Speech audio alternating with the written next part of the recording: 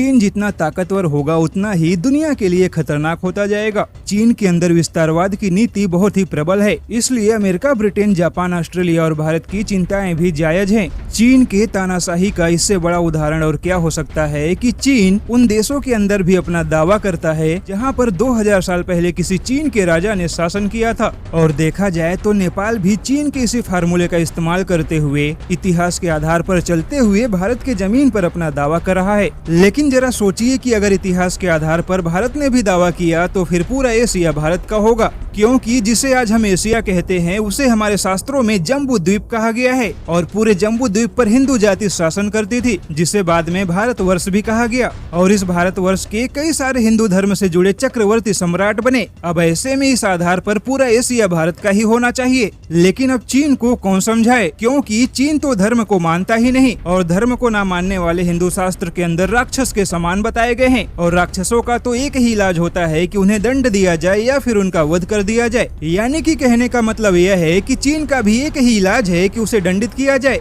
और इसकी शुरुआत भी हो चुकी है, क्योंकि भारत ने तो चीन को जवाब देने के लिए अपनी तैयारी कर ली है। लेकिन अब अमेरिका के विदेश मंत्री माइक पोम्पियो ने कहा है कि चीन भारत और दक्षिण पूर्व एशिया के लिए खतरा बन गया है, इसलिए अमेरिका अपनी सेनाओं को यूरोप से हटाकर चीन के आसपास तैनात करेगी, ताकि समय पड़ने पर चीन को करारा जवाब दिया जा सके। वहीं जापान और ब्रिटेन ने भी चीन को सबसे बड़ा खतरा माना है। जापान ने खुलासा किया है कि उसने चीन को जवाब देने के लिए अपनी सेनाओं की तैनाती के साथ मिसाइलों की तैनाती की है और अमेरिकी मिसाइल डिफेंस सिस्टम को भी तैनात कर दिया है। वहीं ब्रिटेन के प्रधानमंत्री बोरिस जॉनसन ने संसद के अंदर कहा है कि चीन ने पूरे एशिया के लिए संकट पैदा कर दिया है। ऐसे में चीन को जवाब देना जरूरी हो गया है, क्योंकि चीन को नजरअंदाज करने का मतलब विनाशकारी ताकतों को बढ़ावा देने के बराबर है। ऐसे में देखा जाए तो संदेश साफ है कि अगर चीन ने एक भी गलती की तो 21वीं सदी में चीन का सफर यहीं पर खत्म हो जाएगा। अब यह चीन को तय करना है कि उसे अपना सफर यहीं पर खत्म करना है या फिर दुनिया के साथ आगे बढ़ना है।